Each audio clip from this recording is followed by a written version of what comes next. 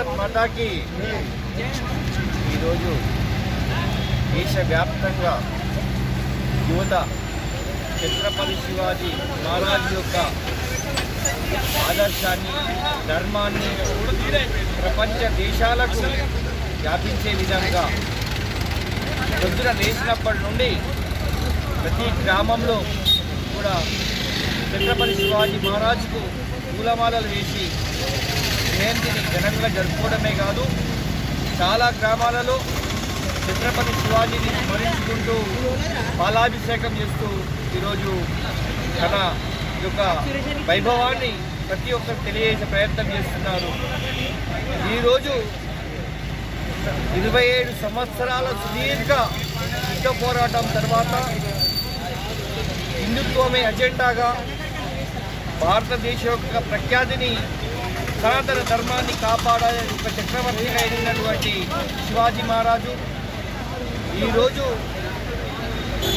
గత 10 సంవత్సరాలుగా భారతదేశం యొక్క ఖ్యాతిని ప్రపంచ దేశాలకు నలుమూలలా వ్యాపింపజేసే విధంగా ఈనాటి మన విశ్వగురు నరేంద్ర మోడీ గారు మొన్ననే శ్రీరామనామ జపంతో ప్రపంచ దేశాలు నివ్వెరపోయే విధంగా రామ మందిర నిర్మాణాన్ని చేసి ప్రాణ ప్రతిష్ఠ చేసి ప్రపంచ దేశాలను హక్కులు చేర్చుకొని ఈరోజు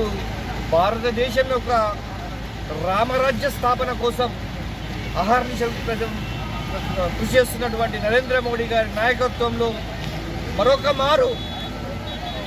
ఈ ఛత్రపతి శివాజీ పునర్జన్మించిందని చెప్పేసి ఒక యుగపురుషుడిగా వచ్చిందని చెప్పేసి ప్రజలందరూ స్మరించుకుంటున్న తరుణంలో మనం ఏమిచ్చి ఈ యువత యొక్క స్ఫూర్తిని, ఛత్రపతి శివాజీ యొక్క స్ఫూర్తిని, నరేంద్ర మోడీ గారి యొక్క స్ఫూర్తిని ప్రపంచ దేశాలకు వ్యాపింపజేయాల్సినటువంటి సనాతన ధర్మం మన దగ్గర ఉంది. కాబట్టి అందరూ కూడా యుగపురుషుని ఆదర్శంగా తీసుకొని ముందుకు పోవాలని కోరుకుంటూ ఈ అవకాశం ఇచ్చినందుకు ప్రతి ఒక్కరికి ధన్యవాదాలు తెలియజేస్తూ ఈరోజు శివాజీ మహారాజ్ జయంతి సందర్భంగా రామాయపేట పట్టణంలో అదేవిధంగా దేశవ్యాప్తంగా యువత అంతా ఆత్మీయ హిందూ బంధు సోదరులందరూ కూడా పెద్ద ఎత్తున ఈ యొక్క ఉత్సవాలను ర్యాలీలు కావచ్చు, అదేవిధంగా శివాజీ మహారాజ్ విగ్రహాలకు పాలాభిషేకాలు కావచ్చు చేయడం జరిగింది. అదేవిధంగా ఈరోజు మనం చూస్తూ ఉంటే మన ప్రియతమ ప్రధానమంత్రి నరేంద్ర మోడీ గారు ఈరోజు భారతదేశాన్ని అదేవిధంగా హిందూ సంస్కృతిని సాంప్రదాయాలను కాపాడుకుంటూ అప్పుడు శివాజీ ఉన్నప్పుడు ఏదైతే 400 సంవత్సరాల క్రితం ఏదైతే మన దేవాలయాలపైన ఏ విధంగా దాడులు జరిగాయో అప్పుడు దాడులు జరిగి విధ్వంసమైనటువంటి దేవాలయాలను ఈరోజు నరేంద్ర మోడీ గారు పునర్నిర్మించడంలో